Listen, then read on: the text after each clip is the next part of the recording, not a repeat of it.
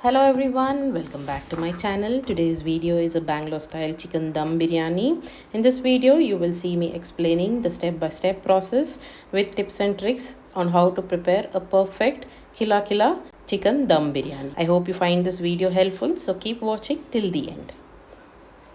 To begin, here I've taken a wide and heavy bottom vessel. Into that I'm adding 200 ml of oil. Yes, you would require 200 ml of refined oil for 1 kg of biryani. Once the oil has turned hot, I'm going to add the whole spices. I've taken 6 cardamom, 1 star anise, 7 to 8 cloves and 3 big pieces of cinnamon. Allowing the spices to crackle in the oil for them to release their flavors, and once done, then goes in 3 green chilies. Now you can increase the number of green chilies, but 3 are perfect for me. Then goes in 4 thinly sliced onions. To cook the onions faster, I'm going to add a teaspoon of salt and give that a quick mix. Here I'm not going to deep fry the onions or change them to deep brown. I would be cooking them until they turn soft, and then till they get a light brown on them. Hence cooking them covered until they turn soft. In between, just giving it a mix so that they don't burn.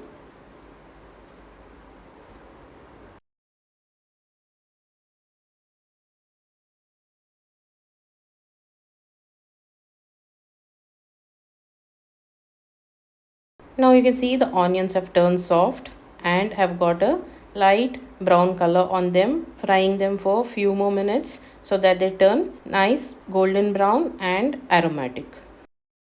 Let me show you. So this is perfect, soft, and they have a light golden brown on them. Then goes in ginger garlic paste. This is homemade freshly ground ginger garlic paste. 4 tablespoons is more than enough to prepare 1 kg of biryani.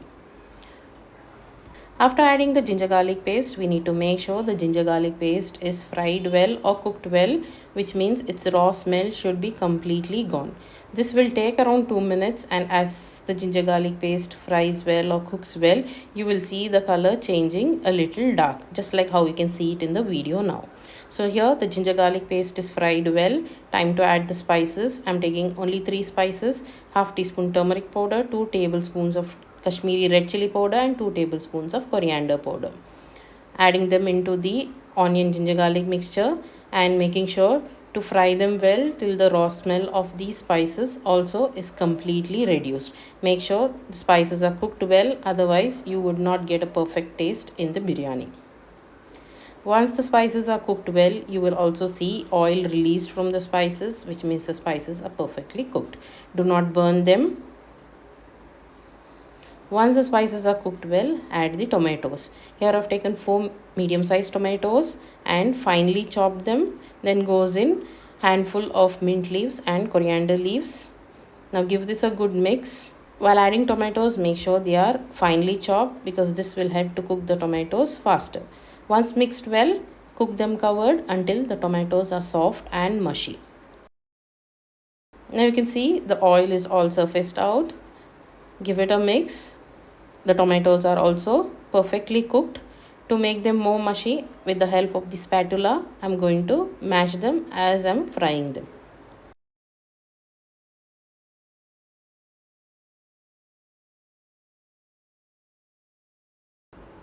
Once the tomatoes are cooked well, we need to add curd. Here I've taken half cup of curd and I'm whisking it well before adding it into the tomato mixture.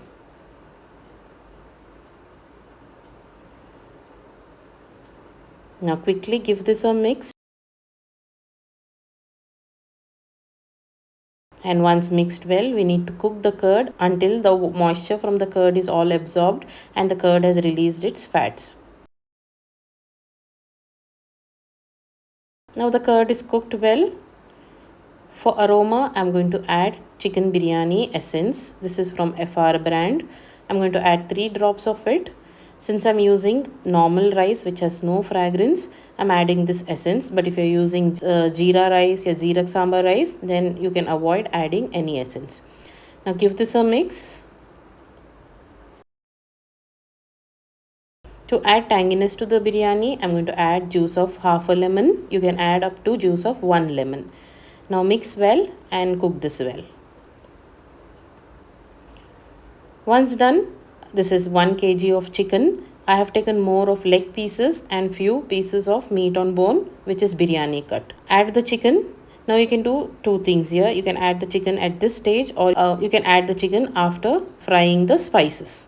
Both taste different, so you can try both these methods. This time I have added it after the tomatoes are cooked, but I would prefer adding the chicken after the spices are fried well. Now mix this well and stir fry for at least 2 minutes so that the chicken is all coated with the spices and absorbs all the flavors from this masala.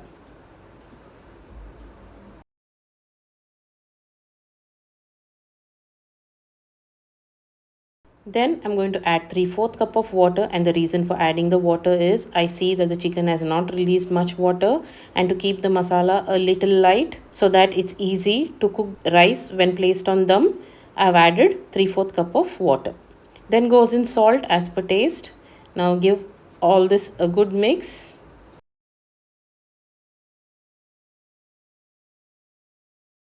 So cover the vessel and cook this on medium flame until the chicken is 80% cooked. For the rice preparation, into a vessel I'm going to add 3 liters of water for 1 kg of rice. Then goes in salt.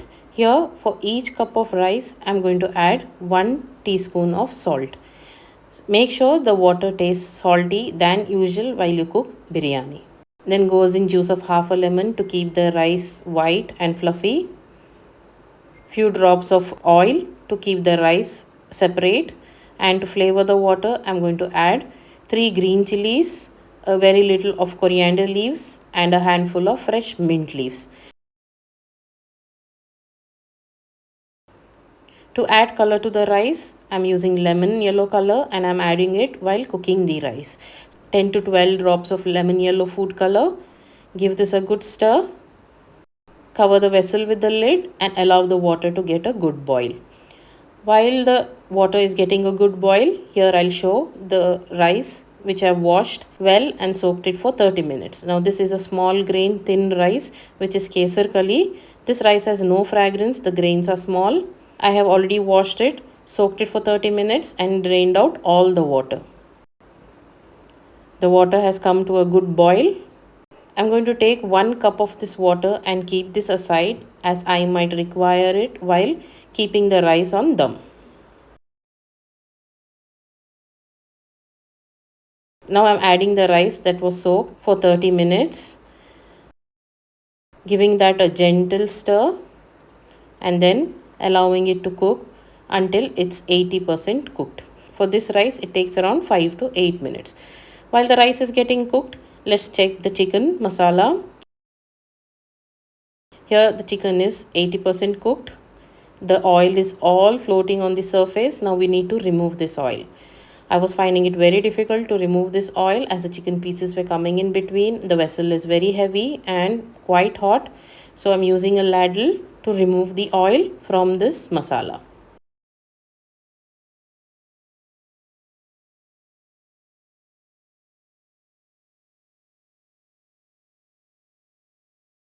Cover the vessel and keep that aside. Coming to check the rice. Here the rice has already started to cook. Now you can see the rice is all come to the surface of the water. The rice has become fluffy and has become bigger in size. Let's check if the rice is partially cooked. So when you take the grain must mash from the outer side and have that one grain in it, so which will cook while placing the rice on dum. Now for me this rice is perfectly partially cooked. I'm going to drain it. You can drain it all for once or follow as I'm showing it in the video.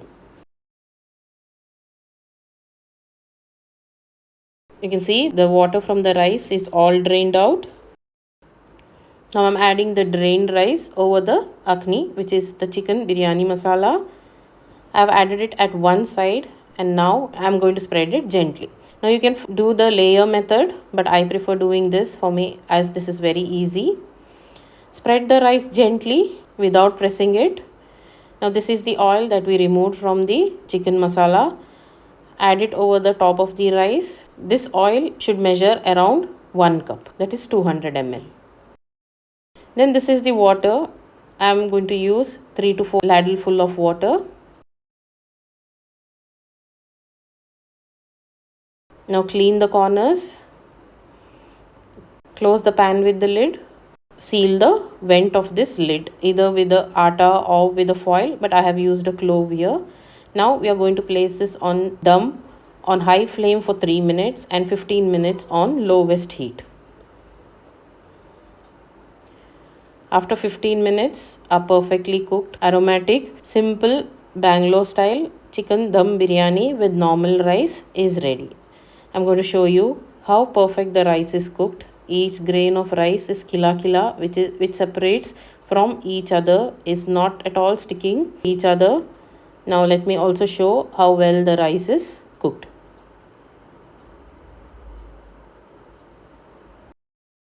Perfectly mashes when pressed between the fingers. No grain found in it. This is perfect. Now I'm going to give this a mix before serving.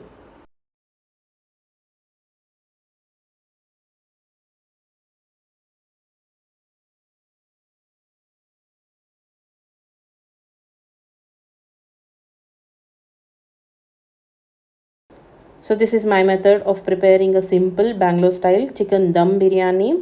Mutton biryani is also prepared with the same ingredients and the same method. However, I cook that in pressure cooker. I cook the meat in pressure cooker for around 2 whistles. Now the number of whistles depends on the quality of the meat. So I shall bring a video of mutton dum biryani very soon. I hope you followed this biryani recipe and found it helpful. Thank you so much for watching. Take care.